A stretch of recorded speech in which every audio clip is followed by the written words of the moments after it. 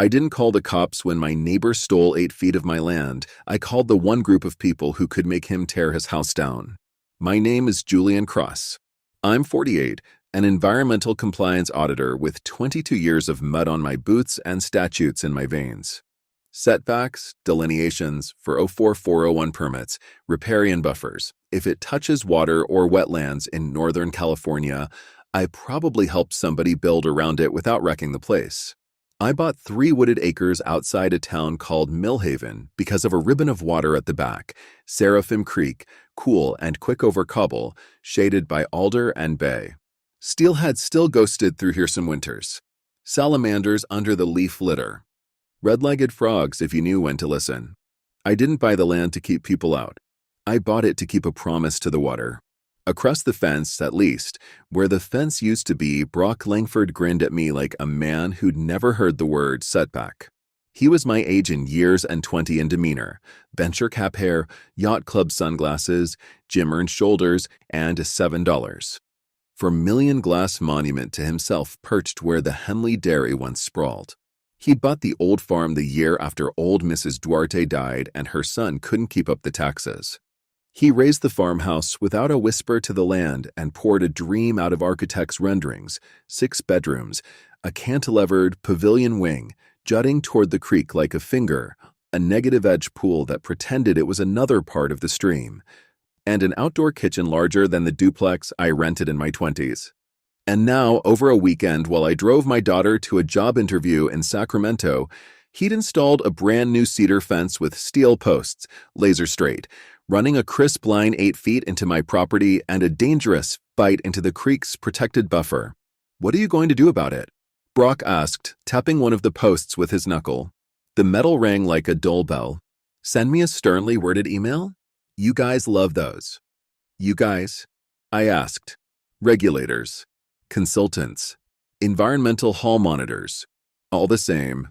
I'm a private consultant," I said. "And you've crossed my line." He looked past me at my old 2-story with peeling paint and a deck older than his last startup. "You're welcome, then." That strip was just weeds. Expensive weeds now, though my fence increases both our values. I looked past him to where the ground fell away toward water. His designer lawn rolled to the slope like a green tongue.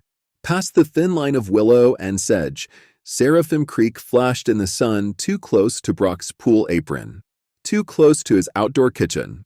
Prohibitively close, if the maps in my office said what I remembered they said. "I'll handle it properly," I told him. He smirked, turned his back, and walked toward his house.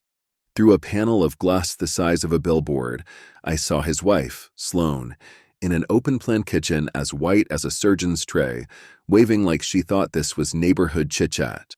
Their twins boys in matching sports jerseys kicked a leather ball at a target that would have taken a bobcat to move. Normal family things if you ignored the fact that their father had just put a permanent insult into the earth. I waited until he was out of earshot. Then I walked the line with my old cloth tape and my field notebook, taking photos every third pace, refinding the faded pink ribbon I'd tied to brush 15 years back when I bought the place. My stakes were gone. The fence posts were sunk with concrete. Whoever Brock paid had done clean work. Professional work. For a man like him, it always looks that way right up until the part where it doesn't. The fence wasn't the worst of it. 8 feet is a theft. A buffer violation is a felony for the water itself. On my side of the property, the riparian zone begins 35 feet from the high water mark. Our county codified that years ago after a flood turned new basements into indoor aquariums. The state's guidance is even stricter for critical habitat like Seraphim, no permanent structures, no fill, no hardscape inside the buffer, and no improvements that harden runoff or push silt where fish lay eggs. Brock's fence chewed into that protection like a buzzsaw. That afternoon, the neighborhood app lit up. Millhaven had money and a way of talking to itself that never required eye contact. By sundown, I was the guy upset about a fence on our version of next door. Somebody posted a wide-angle photo from Brock's yard with a caption, "Anyone know this man? He's trying to shake down the Langfords over a survey." Within an hour, a dozen comments bloomed. "He's always walking around with a clipboard, creepy." He flagged our kids for building a tree fort by the creek last summer. I helped those kids move it 10 feet uphill and showed them tadpoles under stones. I still have the photo they took with their thumbs up. He hates progress. Progress is a funny word when you've watched creeks for a living. It means different things to a frog and a foundation. I went inside, spread maps across my kitchen table, and brewed coffee strong enough to make the spoon stand up. The original Henley Farm survey from the 70s. The parcel map from when I closed escrow. The county's riparian ordinance. The letters that accompany Brock's first demolition and grading permits. I pulled up the state's environmental database and searched the address, my account letting me see what the public website hides: staff memos, condition summaries, notes about post-construction compliance checks. The Henley place wasn't near the coast, so no coastal commission. But it did fall under the Regional Water Quality Control Board and the California Department of Fish and Wildlife. There it was, a delineation report with GPS points for the wetland edge and a requirement for a post-build site visit within 6 months of completion.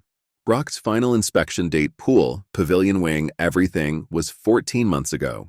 No post-build environmental check had ever been logged. I pinched the bridge of my nose and laughed, not because it was funny, but because it was inevitable. Wealth buys architects who draw what you want and lawyers who phrase what you did in the kindest possible words. It doesn't buy you a waiver from gravity or from men and women in state trucks who know how to run a GPS unit to the inch. I still tried neighborliness, once more, for form's sake and because my daughter says I get righteous too quickly. The next morning, I walked to Brock's door at 9. He answered in high-end athleisure, damp from his personal trainer, a sheen of work on a man who's never actually sweat to make rent. "That fence needs to move," I said. "What did I say yesterday?" His smile had an extra tooth in it today. "Property values, my man. You're clinging to lines on paper while I'm raising the neighborhood. Sign over the strip, and I'll get you seats at whatever charity gala people your age like. You built in the buffer." He laughed. "It's a ditch. The creek only has water when it rains.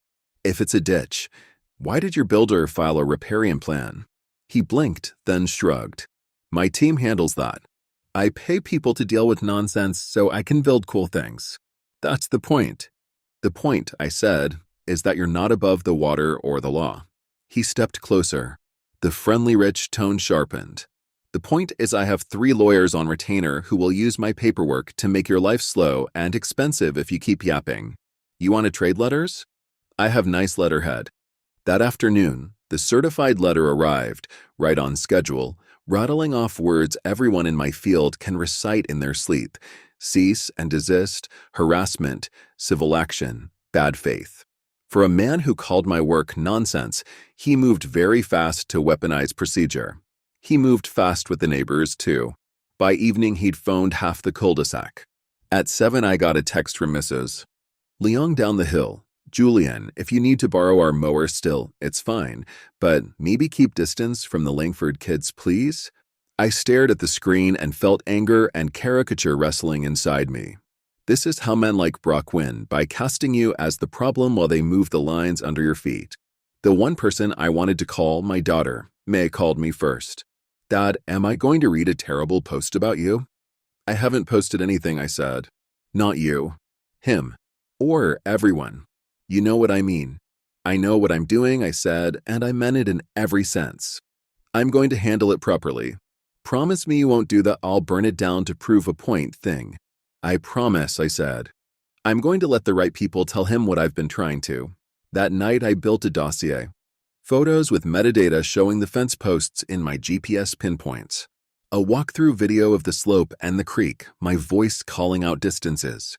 A screenshot overlaying the approved site plan and aerial imagery of what Brock actually built. The pavilion wing thrust 15 to 18 feet closer to the water than his own drawings allowed. The pool coping within the buffer. The outdoor kitchen's utility trench cut across mapped wetland vegetation. I added the public record that mattered most. Other cases where the regional board had ordered demolition, not fines, because restoration means removal when you hardscape inside a creek's protection. A Marin case where a celebrity built a deck too close and had to unbuild it plank by plank. A Sonoma case where a pool became a frog nursery, involuntarily, then got jackhammered so the salamanders could have their way again. At 8 sharp the next morning, I dialed the Regional Water Board's enforcement line. I introduced myself, gave my consultant registration number, and asked the operator to please transfer me to anyone who knew Seraphim Creek better than a GPS dot. A man named Alvarez took the call. 20 minutes later, he had my dossier in his inbox. "Mr. Cross," he said after scanning it, "we take this class of case extremely seriously. CDFW will want to walk it with us. We'll coordinate. How long? We'll be on site within 48 hours. Do not confront the owner again. Let us do the talking."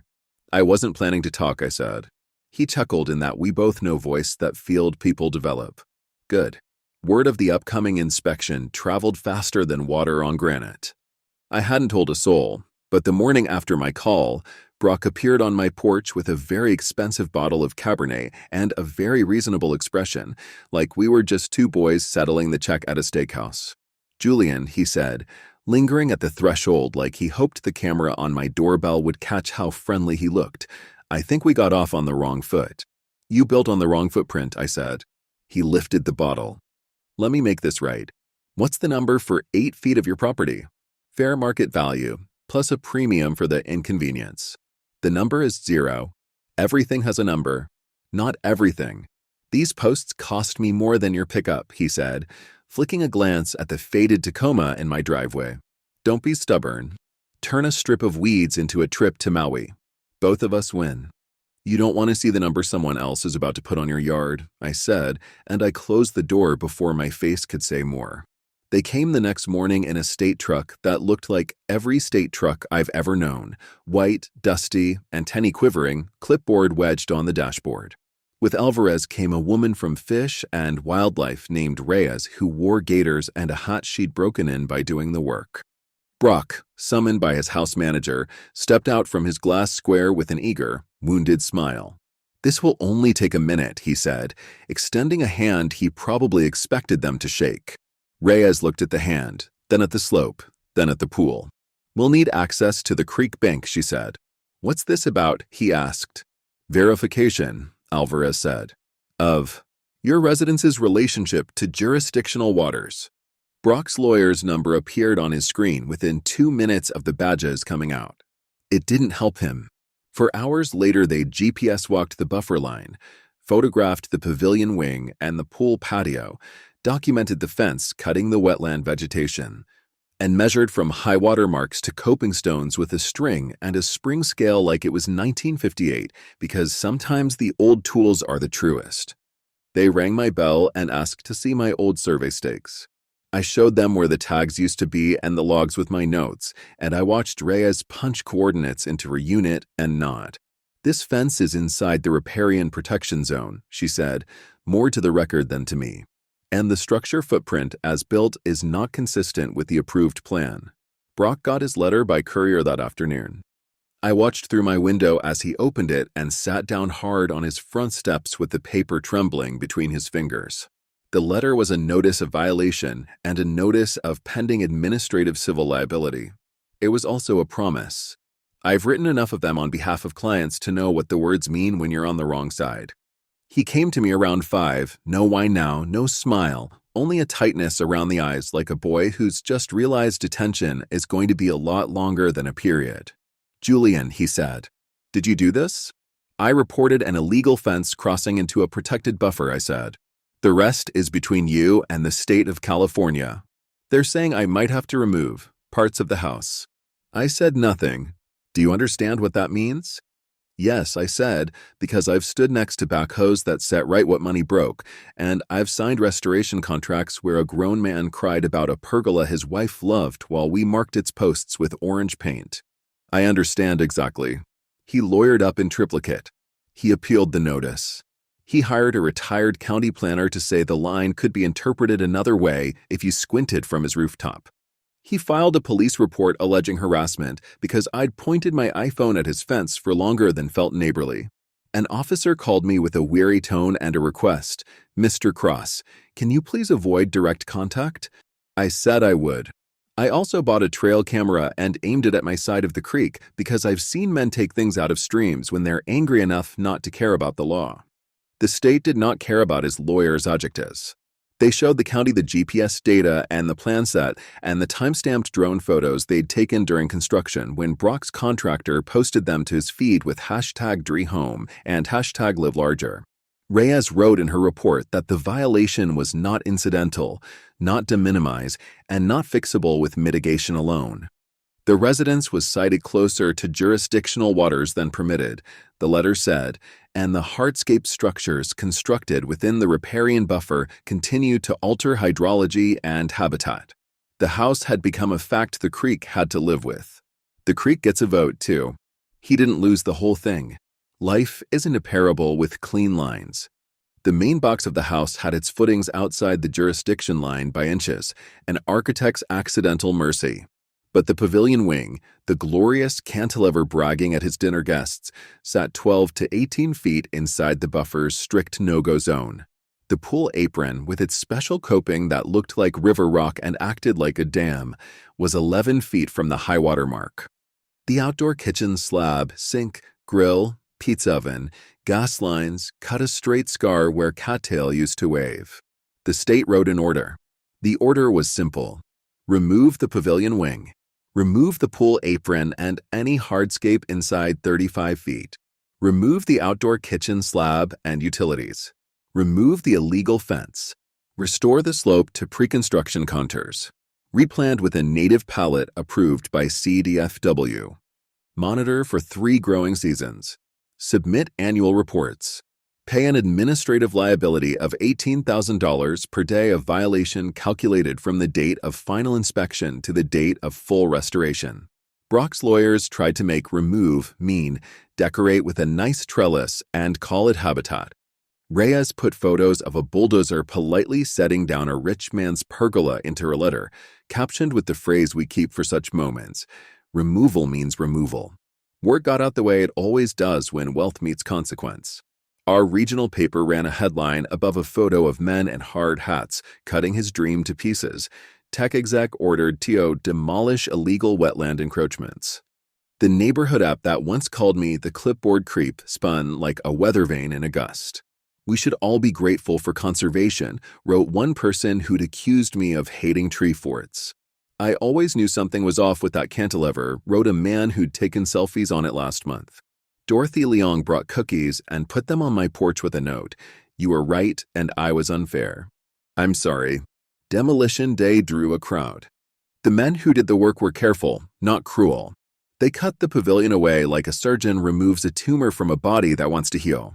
The glass walls came down first, panels lifted by suction cups and lowered onto pads, then crated for disposal. The steel skeleton followed, a welder's torch sketching bright commas in the air before the crane took the weight, and the bolts came loose with a sound that felt like an apology. The pool's edge surrendered to a jackhammer, the stone that pretended to be river rock stacking in a dumpster that pretended to be a barge. The pizza oven got forklift whole, as if someone might want to make a last pie before penance. The illegal fence posts, those steel knuckles that rang when Brock bragged, came out with a hiss as the excavator curled them free and set them in a pile like arrows someone ran out of courage to fire. His boys didn't come out. Sloan stood at a window with both hands flat to the glass like a person in an aquarium watching something hunt. Brock paced and gestured into his phone, angry and then helpless and then angry again. There was a moment when he looked up and saw me on my deck.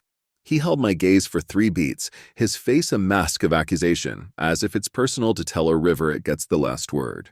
A week later, a small excavator recut the slope with careful teeth, pulling imported soil back uphill and feathering the grade where a patio used to dare the water to test it. Straw wattles curled along contours like golden snakes, catching the first storm's tantrum.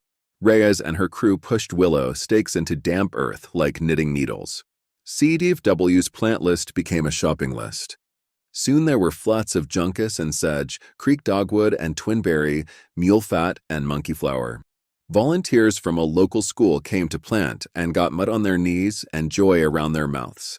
The slope looked raw for a minute the way a scraped knee looks raw. Then it looked like a wetland trying on the body it had before a man confused price for permission. I wish I could say everyone learned everything, that Brock found humility, and I found empathy, and the trout found more water. The truth is complicated. He sold a stake in his company to cover the fines and the restoration contract.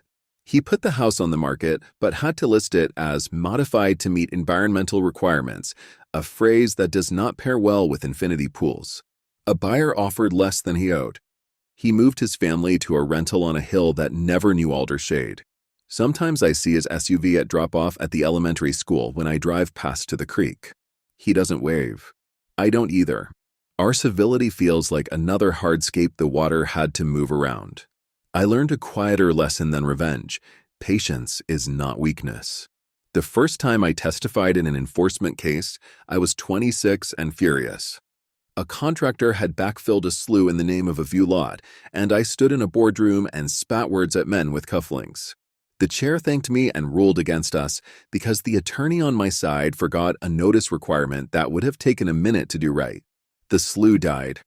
I told myself then that I'd collect every minute fact, every timestamp, every GPS reading, and I'd keep them like seeds until it was time to plant an answer nobody could mow down. This was that at last. Not drama.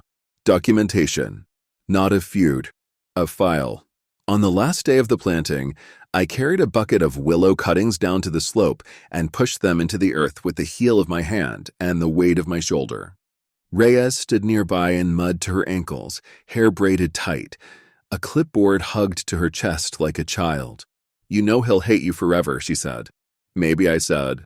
Or maybe he'll forget me and remember the bill. "The creek doesn't know your names," she said, and she smiled for the first time in this whole thing. That's the best part. May visited the next weekend. We walked the line where the illegal fence used to flex and listened to the creek speak a language I'm still learning to translate. She stopped at a young willow stake and touched two tiny leaves that had unfurled like flags. "You kept your promise," she said. "Which one?" "To the water. To Mom. To me." She looked up at me with that half smile she got from her mother. "You always said a line is just a man's thought until the land agrees." There's a story neighbors tell now about Millhaven, about the day a tech man lost a wing of his house to a creek, about the clipboard guy who made the call. I suspect there's another story, smaller, that the frogs tell, if frogs tell stories. Once there was a dark patch under willow where eggs stuck like pearls to stems. Then there wasn't. Then there was again. That's enough for me. That's the only revenge I care to keep. Weeks stretched into months. The slope greened. Monkeyflower yelled yellow from spots that used to shine chlorinated blue. Sedges combed the current's edge. In late fall, a flash of silver threw itself at shallows below my yard and landed 3 waggles higher, and I laughed out loud alone on a Tuesday morning. I sent a shaky phone video to Reyes with the subject line, "Your client has returned." She wrote back, "No, yours," and attached a photo of a little boy in borrowed chest waders planting a willow stake with both hands like a sword in a story. On a night with hard rain, I woke to the sound of water heavier than usual and stepped outside with a flashlight. The beam found the slope, the wattles holding, the willow stakes nodding, the creek wider and wiser than it had been in years. Across the way, Brock's house looked smaller without the finger it once pointed at the stream. The dark behind his glass was a mirror for the storm. I stood until the rain found my collar and asked the creek for nothing. It gave me the answer it always gives. Keep the law, keep your word, keep the water a road. People ask me now if I enjoyed what happened, if there was a sweetness to watching that wing come down and those posts come out. I didn't enjoy it. Enjoyment tastes like dessert you don't need but want. What I felt was the cool relief you get when a fever breaks. The ache is gone. The body remembers its shape. The day after the last check by Fish and Wildlife, I took a thermos to the slope and poured coffee, black and hot, the way you take it when you're alone with something older than you.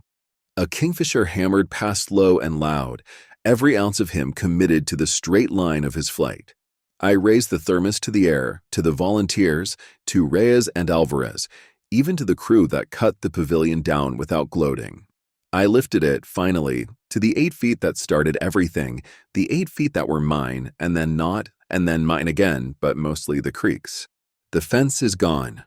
The line is where it was, where it should be on paper, yes, but also in willow and water. A neighbor laughed at me and asked what I would do. This is what I did. I told the right story to the right ears, and the creek told the rest.